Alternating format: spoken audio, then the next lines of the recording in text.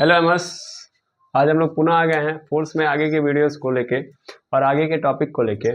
तो आज हम लोग बात करेंगे फोर्स के अंदर एक बहुत ही महत्वपूर्ण टॉपिक जिसका नाम है फ्री बॉडी डायग्राम की। ठीक है, इससे पहले भी हम लोगों ने जिस टॉपिक की बात की थी या जिस टॉपिक पे हम लोगों ने चर्चा की थी वो बड़ा इंपॉर्टेंट टॉपिक था जिसका नाम था रिजोल्यूशन ऑफ वेक्टर। ठीक है, तो वो भी एक इंपॉर्टेंट टॉपिक था और ये भी एक बड़ा इंपॉर्टेंट टॉपिक है।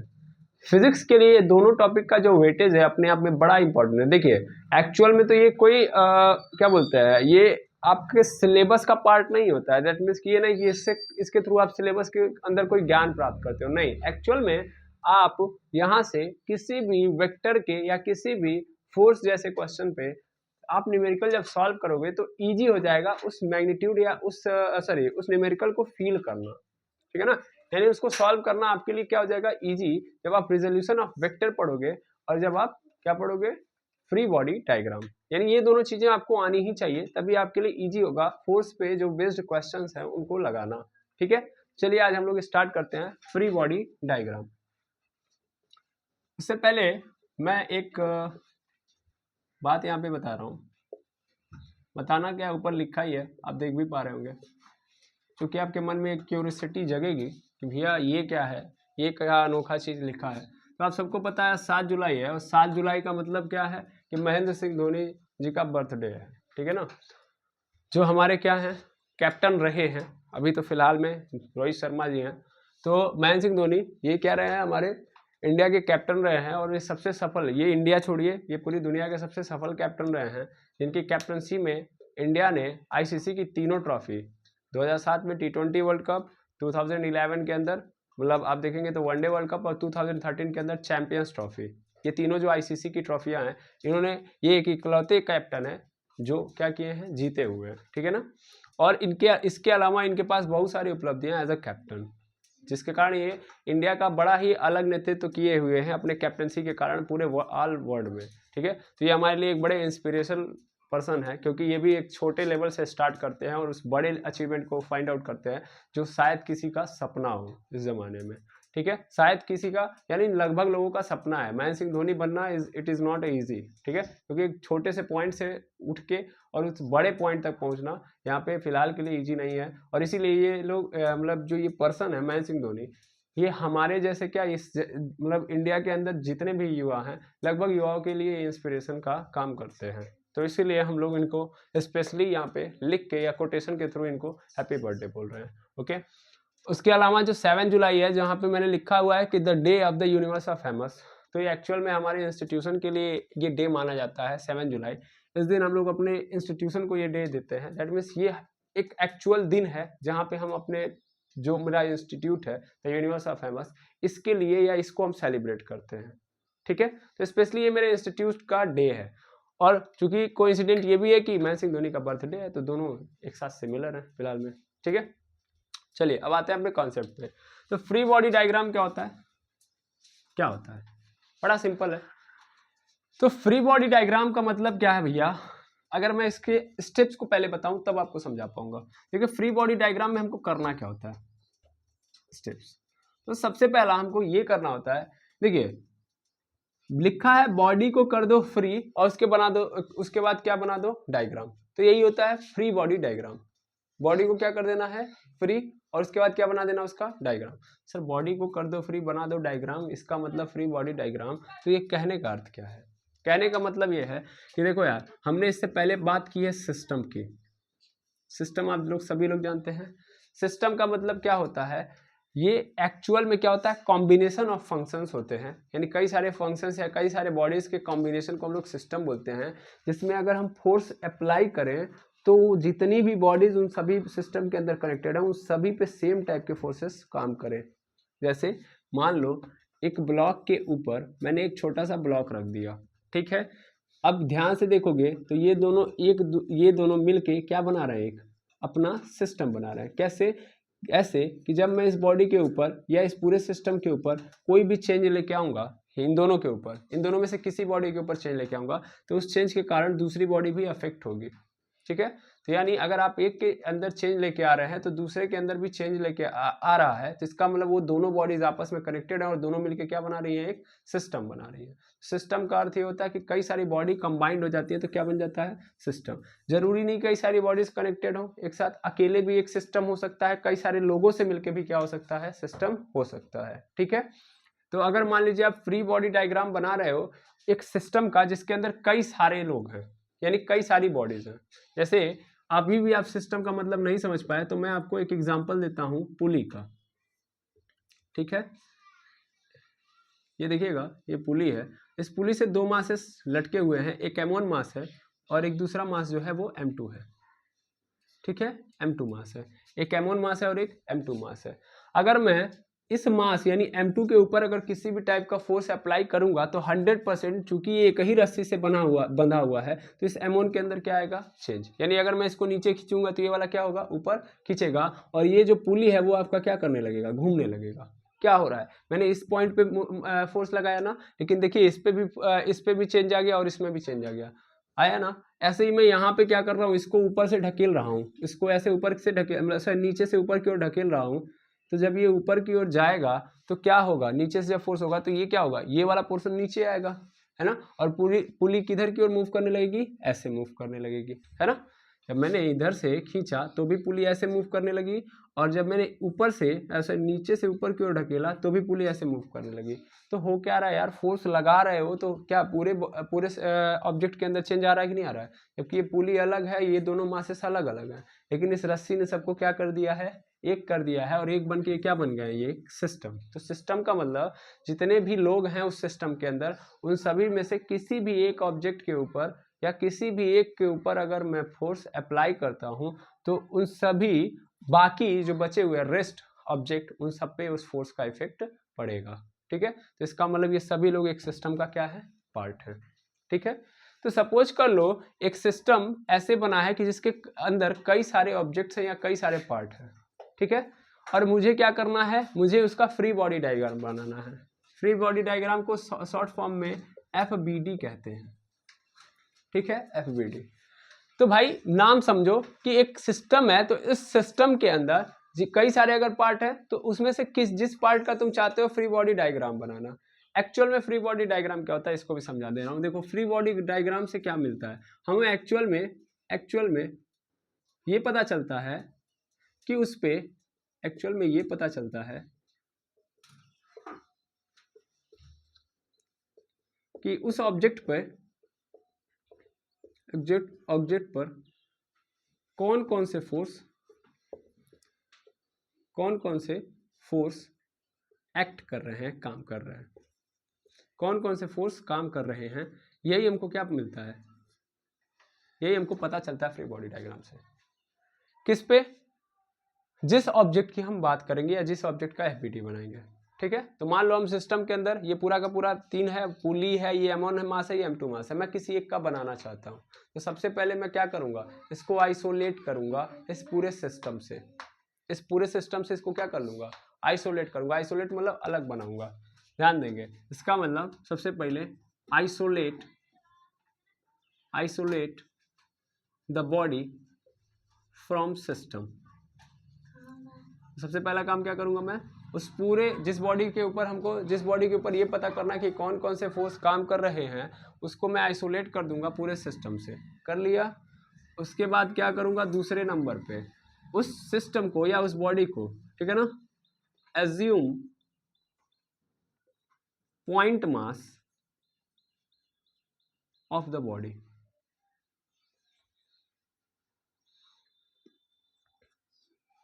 यानी बॉडी का हमको क्या एज्यूम करना है, पॉइंट मास एज्यूम करना है। मतलब मान लो इतना बड़ा बक्सा है तो इस बक्से को इतना बड़ा नहीं हम रखेंगे, हम सिंपल इसके जगह पे क्या लिख देंगे, पॉइंट में इसको डिनोट कर देंगे। यानी इतने बड़े बक्से को हम किस में डिनोट कर देंगे, पॉइंट में। सपोज इसका मास M था तो इस पॉइंट का भी क्या हो जाएगा, M ही होगा। ठीक है, यानी इस पूरे बक्से को हम एक पॉइंट के अंदर रिप्रेजेंट कर देंगे। ठीक है ना, यानी एज्यूम कर लूंगा कि ये जो पूरा का पूरा बॉडी है, उस बॉडी का जो मास है वो पॉइंट है। ठीक है ना, क्लियर है, बिल्कुल। तो पहला काम तो ये कर लूंगा। फिर उसके बाद क्या करूंगा, उसके बाद ये देखूंगा तीसरे नंबर पे कि कौन कौन से फोर्स उस बॉडी के ऊपर एक्ट कर रहे हैं। ठीक है, इन तीसरा स्टेप, पहला तो उसको अलग कर देना है जिसके बारे में देखना है, दूसरा उसके मास को पॉइंट मान लेना है, तीसरा क्या मान लेना है, क्या चेक करना है कि उस ऑब्जेक्ट या उस बॉडी के ऊपर कौन कौन से फोर्सेस काम कर रहे हैं। ये कैसे पता चलेगा, अभी यहां से बेसिक तरीके से समझो। जैसे देखो बड़ा सिंपल होता है फ्री बॉडी डायग्राम बनाना, लेकिन अगर आप एज्यूम करने में माहिर हो तब, जैसे इस M2 के ऊपर मुझे देखना है कि कौन कौन से फोर्सेस लग रहा है, तो आप उस खुद M2 के ऊपर खुद जाके बैठ जाओ, इस पॉइंट पे खुद बैठ जाओ, फील कर लो कि तुम यहाँ बैठे हुए हो। तो जब तुम यहाँ पे बैठे होगे तो एक मेरी बात समझना, क्या हो रहा है, चूंकि यहाँ पे जब तुम बैठे हो तो एक चीज दिख रहा है कि मैं यहाँ पे बैठा हूं, तो मुझे ऊपर की ओर कौन खींचा हुआ है, यहाँ पे ये रस्सी खींच के रखी है कि नहीं रखी है, ऊपर की ओर खींच के रखी है, मतलब इस M2 मास पे देखा जाए, यानी ये सपोज कर लो तुम हो, तो तुमको यार यहाँ से ऊपर की ओर कौन खींच के रखा है तब से, तो सर रस्सी खींच के बैठी है, मतलब हमने पढ़ा है टेंशन फोर्स, है ना, रस्सी के अंदर कौन सा फोर्स उत्पन्न होता है, टेंशन फोर्स, तो टी ने ऊपर की ओर खींच के रखा है, और चूंकि मेरे पास मास है ना, तो धरती मैया भी तो मुझे खींच ही रही है, तो मैं जब इस ब्लॉक के ऊपर ऐसे बैठा हूँ, यानी M2 के जगह पे मैं हूँ, तो मुझे लग रहा है कि एक तो नीचे की ओर खींचा जा रहा है और एक तो ऊपर की ओर, तो यही तो दोनों है, हाँ या ना, एक तो नीचे की ओर खींचे जा रहे हैं, तो यानी इस ऑब्जेक्ट के ऊपर कितने फोर्सेस लग रहे हैं, दो फोर्सेस, एक तो ऊपर की ओर टेंशन ने लगाया हुआ है और दूसरा धरती मैया ने लगाया हुआ है, तो दो फोर्सेस लग रहे हैं यहाँ पे, है ना, क्लियर है। तो हमको यही डिनोट करना होता है, क्या करना होता है, represent the forces which is act upon body, represent the force, यानी हमको क्या करना है, वहां से रिप्रेजेंट करना है उन फोर्सेस को जो बॉडी के ऊपर एक्ट कर रहे हैं, काम कर रहे हैं, बॉडी के ऊपर एक्ट कर रहे हैं या काम कर रहे हैं, उन फोर्सेस को हमको क्या करना है, रिप्रेजेंट करना है। याद रखना, बॉडी के ऊपर जो फोर्सेस लग रहे हैं उनको रिप्रेजेंट करना है, बॉडी जो फोर्सेस लगा रही है उनको नहीं रिप्रेजेंट करना है, ठीक है। और किस फॉर्म में, इन वेक्टर फॉर्म, वेक्टर फॉर्म मतलब कि जिस डायरेक्शन में, उस डायरेक्शन में ही दिखाना है, डायरेक्शन का लोचा, वेक्टर मतलब डायरेक्शन, प्लस माइनस, समझ पा रहे हैं ना भाई। देखो यहाँ से ये ऑब्जेक्ट mg नीचे की ओर लग रहा है, टेंशन ऊपर की ओर लग रहा है, तो ये क्या होगा, ये प्लस होगा, तो ये क्या होगा माइनस, चूंकि ये ऑब्जेक्ट के ऊपर अगर मान लो टेंशन और mg बराबर है, तो इसका मतलब नेट फोर्स क्या हो जाएगा, जीरो, नेट फोर्स क्या हो जाएगा, जीरो, क्लियर है या ना भाई, पता चल रहा है ना कि एक ऊपर लग रहा है और एक नीचे, वेक्टर के फॉर्म में लगा, यही देखो यही है वेक्टर फॉर्म, कि कहां लग रहा है, किस डायरेक्शन में लग रहा है। मैंने क्या किया है, एक सेकंड रुकेंगे, सॉरी माफी चाहेंगे, ये इस साइड वाला पोर्शन कटा हुआ था तब से और हम लोगों ने ध्यान नहीं दिया, तो ध्यान देंगे कि यहाँ पे देखिए मैंने टेंशन फोर्स की डायरेक्शन इधर दिखा दी mg की नीचे, तो वही जो मैं दिखा रहा हूँ वेक्टर फॉर्म है ये, कि किस डायरेक्शन में फोर्स लग रहा है, डायरेक्शन के साथ लिखूंगा तो वही वेक्टर फॉर्म है, ठीक है, क्लियर है, बिल्कुल। तो तीन काम कर लिया हम लोगों ने, आइसोलेट कर दिया पूरी बॉडी को सिस्टम से, दूसरा काम कर लिया कि पूरे ऑब्जेक्ट या पूरी बॉडी का जो मास था उसको क्या मान लिया, पॉइंट मान लिया, और पूरे जो फोर्स उसके ऊपर एक्ट कर रहे हैं वेक्टर फॉर्म के अंदर रिप्रेजेंट कर लिया। अब तीसरा काम करेंगे हम लोग, क्या करेंगे, यहाँ से ये आप आपको समझ में आ गया होगा, इसको मैं हटा रहा हूँ, क्योंकि पहले हम स्टेप्स देख लेंगे तो अपने आप काम हो जाएगा हमारा। तो तीसरे पॉइंट पे, यानी चौथे पॉइंट पे, तीसरे पॉइंट तो हो गया तीसरा पॉइंट, चौथे पॉइंट पे आऊँ, तो जब मुझे ये पता चल गया कि कौन कौन से फोर्सेस काम कर रहे हैं इसके ऊपर, तो अब मैं उन फोर्सेस को एक्स डायरेक्शन में और वाई डायरेक्शन में कितना कितना लग रहा है ये देखूंगा, क्योंकि हमें मान लीजिए ऐसा भी तो हो सकता है किसी ऑब्जेक्ट के ऊपर जो फोर्स है वो इस तरीके से लग रहा हो, इस तरीके से, यानी ये क्या कर रहा है, हॉरिजॉन्टल के साथ क्या बना रहा है, थीटा एंगल बना रहा है, या वर्टिकल के साथ थीटा एंगल बना रहा है। तो इस कंडीशन में हमको ये नहीं पता ना कि एक्स डायरेक्शन में और वाई डायरेक्शन में कितना फोर्स लग रहा है, तो हम क्या करेंगे, किसकी मदद लेंगे, रिजोल्यूशन ऑफ वेक्टर, और वहां से हम क्या निकाल लेंगे कि एक्स डायरेक्शन में यानी हॉरिजॉन्टल डायरेक्शन में कैसा कंपोनेंट है फोर्स का, और वाई डायरेक्शन में कैसा कंपोनेंट है फोर्स का, क्लियर है, ठीक है। तो अगर मैं यहाँ से आगे बढ़ूँ, दैट मीन्स इसको मैं हटा रहा हूँ, यहाँ पे देख रहा हूँ, तो इसका मतलब चौथे नंबर पे क्या करूँगा, find the component of forces in X direction and Y direction, that means X के अंदर कितना लग रहा है एंड वाई के अंदर कितना लग रहा है, या फोर्सेस ऑफ एफ एक्स लिख लो एंड एफ वाई लिख लो, ठीक है, F X and F Y, कि एफ एक्स मतलब एक्स डायरेक्शन में कितना फोर्स है, एफ वाई मतलब वाई डायरेक्शन में कितना फोर्स है। और 5वें नंबर पे क्या करो, नेट फोर्स निकालो, यानी सिंपल जितने भी फोर्सेस एफ डायरेक्शन में लग रहे हैं एफ डायरेक्शन में निकाल लो, वाई डायरेक्शन में जितने लग रहे हैं वाई डायरेक्शन में निकाल लो, जिधर ज़्यादा फोर्सेस उधर ऑब्जेक्ट मूव कर जाएगा, सिंपल मतलब है। ठीक है, तो यहाँ से हमको ये पता चल जाएगा कि मोशन का कारण क्या है या कैसे किस टाइप के फोर्स से ये मोशन हो रहा है। ठीक है, तो हम क्या करेंगे, जितने भी एक्स डायरेक्शन के अंदर फोर्सेस लग रहे हैं उन सबको सम कर लेंगे, और वैसे ही यानी यहाँ पे लिख दो find sigma F x. Sigma F x का मतलब देखो, सिग्मा का अर्थ आज से समझ लेना, इसका मतलब होता है समेशन। क्या होता है, समेशन, यानी एक्स डायरेक्शन में जितने फोर्सेस लग रहे हैं उन सबको जोड़ के लिख दोगे तो क्या बन जाएगा, वो एफ एक्स कहलाएगा। एंड ऐसे ही सिग्मा एफ वाई कर लूंगा। एफ वाई का मतलब यहाँ से समझ लेना, एफ वाई का मतलब क्या है बताइए, यानी सिग्मा एफ वाई का मतलब कि एफ वाई यानी वर्टिकल डायरेक्शन में जितने भी फोर्सेस लग रहे हैं उन सबका समेशन।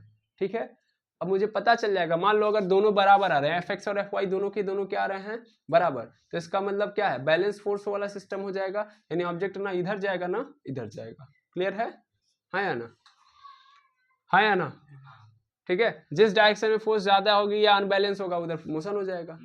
ठीक है ना, क्योंकि हमने पढ़ा है बैलेंस फोर्स के कारण क्या नहीं होता है, मोशन नहीं होता है। मोशन किस फोर्स के कारण होता है, मोशन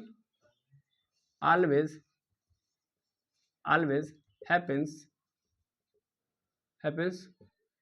from unbalanced force।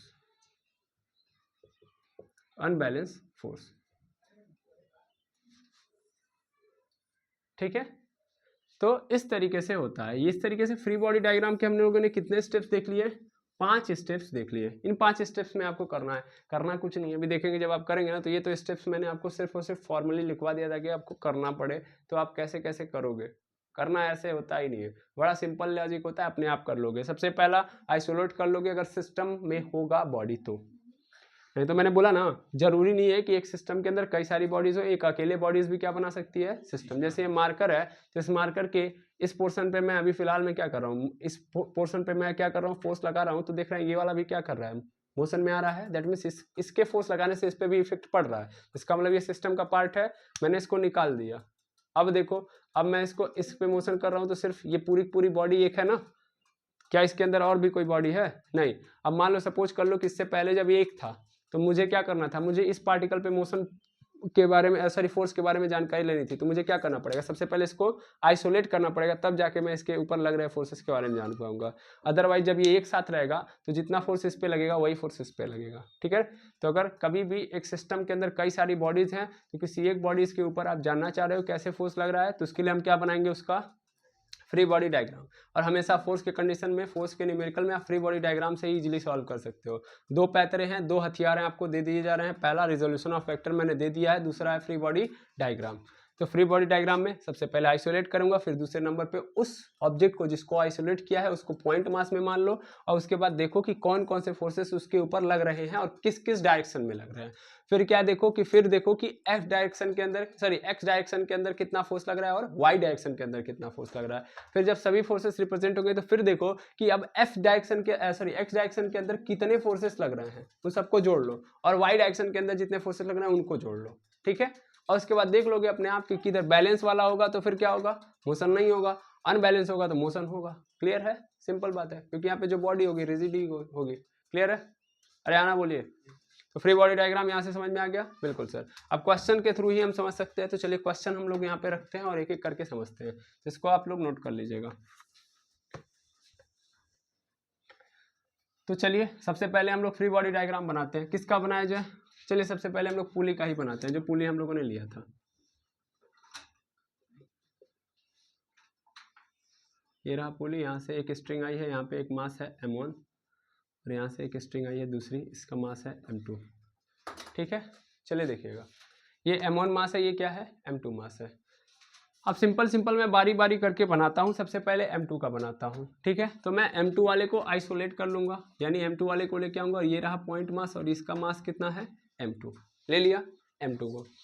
अब मुझे m2 के ऊपर क्या करना है, आइसोलेट कर लिया, सिस्टम से आइसोलेट कर लिया। अब क्या देखना है कि कौन कौन से फोर्सेस इसके ऊपर लग रहे हैं, तो देखो तो कौन कौन से फोर्सेस लग रहे हैं। फिर यहाँ पे बैठ जाओ, बैठ के चेक करो। तो जब तुम यहाँ पे रहोगे तो हवा में रहोगे तो एक चीज़ तुमको नजर आएगी, एक तो रस्सी हमको ऊपर की ओर खींचे हुई है, और जो ही रस्सी छोड़ेगी कौन और दूसरा खींच रहा है, धरती मैया। तो इसका मतलब 2 ही लोग तो खींच रहे हैं, यानी एक तो हमारे पास कौन है, धरती मैया। धरती मैया का फोर्स mg से रिप्रेजेंट करते हैं, और रस्सी खींच रही है, तो रस्सी का मतलब रस्सी के अंदर कौन सा फोर्स होता है हमेशा, टेंशन फोर्स। तो ये रहा टेंशन फोर्स। हो गया, m2 के ऊपर रिप्रेजेंट कर दिया कि नहीं कर दिया।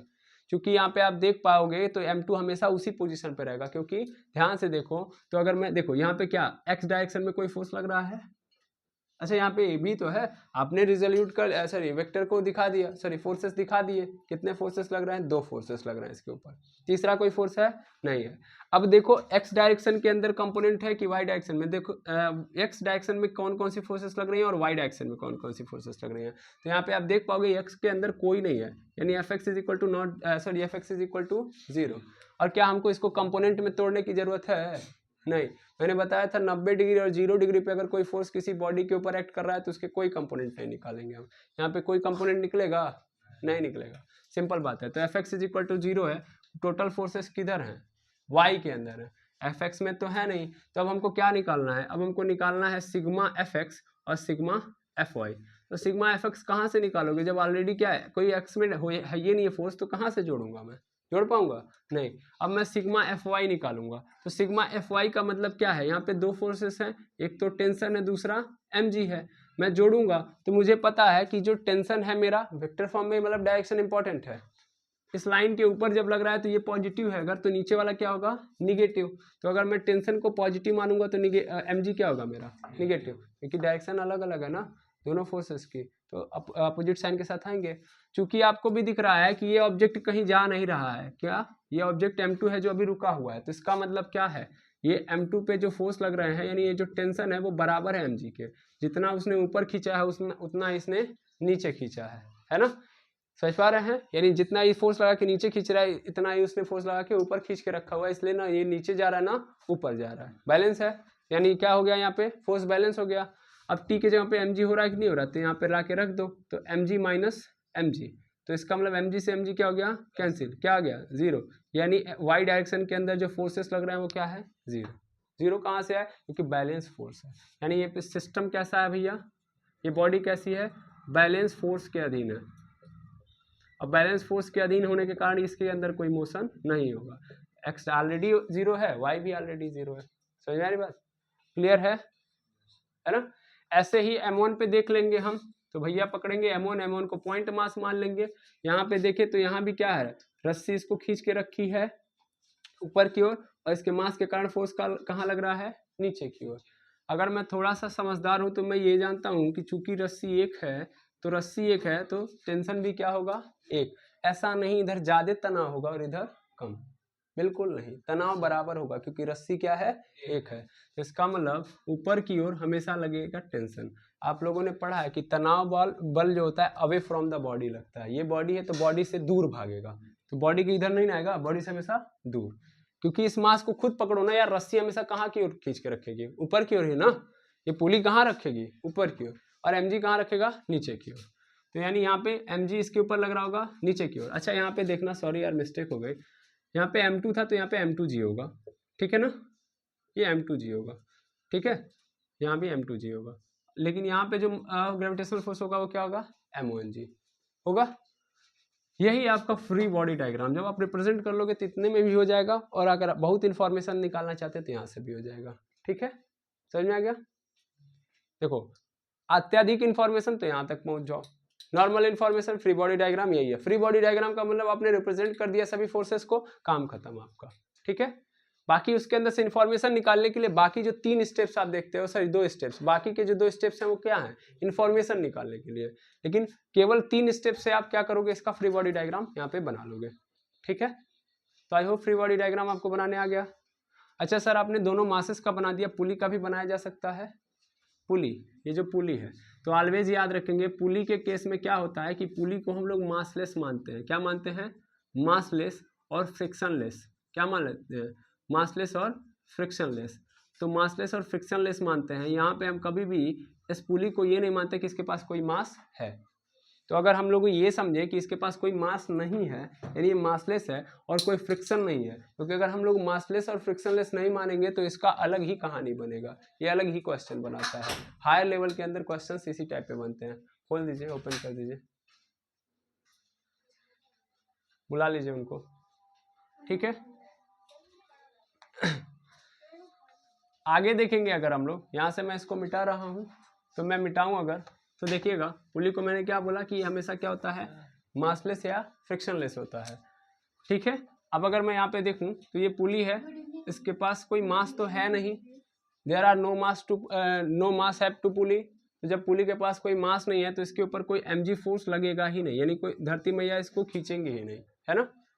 मेरी बात ध्यान से समझ लीजिए, फिर से मैं बता दूं, पुली को हम लोग मासलेस मान रहे हैं, ठीक है। तो मासलेस का मतलब क्या होगा कि जब भाई मास ही नहीं है तो धरती मैया इसको खींचेंगी नहीं खींचेंगी, सिंपल कहने का अर्थ ये है, ठीक है। तो अगर मैं पुली का फ्री बॉडी डायग्राम बनाऊं तो एक सिंपल बेसिस पे देखूंगा तो इसको कौन कौन से, इसके ऊपर कौन कौन से फोर्सेस लग रहा है, कौन कौन से फोर्सेस, कोई फोर्स नहीं लग रहा है, ऐसे कैसे, ये पुली है अगर, तो इस पुली को अगर मैं देखूंगा तो इस पुली के ऊपर एक फोर्स नीचे की ओर लग रहा होगा, टेंशन फोर्स, क्योंकि ये रस्सी है, इस रस्सी को जब देखोगे तो रस्सी कहाँ की ओर गई है, क्योंकि ये मास नीचे की ओर खींच रहा होगा ना, है ना, ये मास m2 जो है इसको कहाँ की ओर खींच रहा होगा, नीचे की ओर, नीचे की ओर का मतलब क्या है, यहाँ पे क्या फोर्स लग रहा होगा, टेंशन फोर्स, भाई रस्सी है ना भाई, तो रस्सी की वजह से इसके चारों ओर क्या उत्पन्न होगा, तनाव बल। ये रस्सी और ये दोनों मास, एक बात बताओ सिंपल समझ लो, यहाँ पे अगर ये नहीं लगा होता तो ये दोनों मास इसको खींच के नीचे ले जाते कि नहीं ले जाते, ये दोनों मासेस इसको क्या करते, खींच के ले जाते कि नहीं ले जाते, क्योंकि इसके पास तो अपना मास है नहीं, फिलहाल के लिए मैं मान रहा हूँ। तो ये दोनों मासेस इसको कहाँ लेके जाते, खींच के नीचे की ओर ले जाते हैं, इसका मतलब इसके ऊपर फोर्स लग रहा है कि नहीं है, इसके ऊपर कौन सा फोर्स लग रहा है, टेंशन फोर्स। एक तो ये वाला लग रहा है क्योंकि रस्सी आई है, रस्सी के कारण ये फोर्स लग रहा है, रस्सी के कारण ये खिंचा रहे हैं, इसका मतलब तनाव बल है ये, और तनाव बल हमेशा कहाँ लगता है, अवे फ्रॉम द बॉडी। तो यहाँ भी टेंशन फोर्स और ऐसे ही यहाँ भी टेंशन फोर्स, इस मास के कारण भी टेंशन फोर्स और इस मास के कारण भी टेंशन फोर्स, क्योंकि टेंशन फोर्स ऑलवेज क्या होता है, सेम होता है ना। ऐसा नहीं है कि रस्सी के अंदर हर जगह टेंशन फोर्स अलग अलग होगा, क्योंकि रस्सी एक है तो टेंशन फोर्स सेम होगा। तो यानी इस पुली को दो टेंशन फोर्स के कारण कहाँ खींचा जा रहा है, नीचे, लेकिन ये पुली तो खींचा के नीचे आ नहीं रही है। तो आखिर इसका मतलब क्या है, इसका मतलब ये है कि इसको ऊपर की ओर कोई खींच के रखा है कि नहीं रखा है। देखो ये वाला पोर्शन, तो इस पोर्शन ने इसको खींच के कहाँ की ओर रखा है, ऊपर की ओर, ऊपर की ओर। क्या ये सेम वही रस्सी है, नहीं, ये दूसरी रस्सी है। इसका मतलब यहाँ पे जो टेंशन फोर्स होगा क्या होगा, वो T1 होगा, ठीक है ना। मैंने इसको TT माना है तो वो क्या होगा, T1 हो जाएगा, क्लियर है। अब इस T1 ने इन दोनों T को बैलेंस किया हुआ नहीं किया, पुली तो आ नहीं रही है, इसका मतलब जो T1 है मेरा वो बराबर है T प्लस T के, है कि नहीं है। इन दोनों T का मुकाबला कौन कर रहा है, T1। तो इसका मतलब T1 इज इक्वल टू क्या हो गया, T प्लस T, यानी T1 इज इक्वल टू क्या हो गया, 2T, खत्म। फ्री बॉडी डायग्राम पुली का भी बन गया, है ना, सिंपल, समझ में आ गया। पॉइंट में भी कर सकते हो, क्योंकि पॉइंट में करोगे इसका मास हमने कोई माना नहीं है, mass there are mass of pulley 0, massless है ये। अदरवाइज आपने क्या मान लिया, इसके पास मास, तो धरती मैया का ग्रेविटेशनल फोर्स लग जाएगा, फ्रिक्शन फोर्स डाल दिया तो फिर क्या हो जाएगा, यहाँ पे फिर फ्रिक्शन वाली कहानी आ जाएगी, तो फिर क्रिटिकल हो जाएगा आपके लिए, ठीक है। तो I hope free body diagram आप लोग बना लेंगे। इस पे बेस्ड आपको कुछ क्वेश्चन दे रहे हैं होमवर्क के रूप में, आप लोग करके आइएगा, ओके।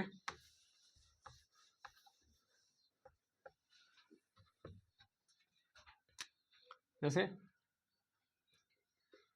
यहाँ पे केवल एक सिंगल है, m मास का ऑब्जेक्ट है, रखा हुआ है, तो क्या क्या मतलब इसका FBD बनाना है। फिर